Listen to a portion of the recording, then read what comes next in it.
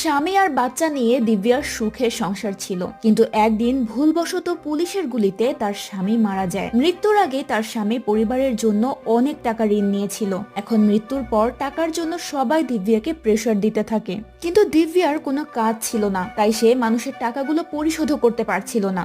একদিন এক প্রভাবশালী গুন্ডা তার বাচ্চাকে ধরে নিয়ে যায়। এটা জানার পর দিব্যা ছুটে চলে যায় সেই লোকটার কাছে। লোকটা দিব্যাকে বলে 2 দিনের মধ্যে টাকা পরিশোধ না করতে পারলে তার মেয়েকে বিক্রি করে দেবে। তখন দিব্যা আর কোনো উপায় না পেয়ে তার বান্ধবীর পরামর্শ নেয়। তার বান্ধবী বলে এত কম সময়ে টাকা জোগাড় করার জন্য দিব্যাকে তার মতো কলগাল হিসেবে কাজ করতে হবে। রাতে ছেলেদের সাথে সময় কাটালে দিব্যা 2 দিনের মধ্যে টাকা জোগাড় করতে পারবে। তাই মেয়ের কথা চিন্তা করে দিব্যা কলগাল হিসেবে জয়েন করে। তো একদিন এক দালালের মাধ্যমে সে একটা ছেলের সাথে তার বাড়িতে যায় সময় কাটানোর জন্য, কিন্তু সেখানে গিয়ে সে বাথরুমে একটা মেয়ের কাটা আঙুল দেখতে পায়। এরপর কি হবে জানতে হলে পেজটি ফলো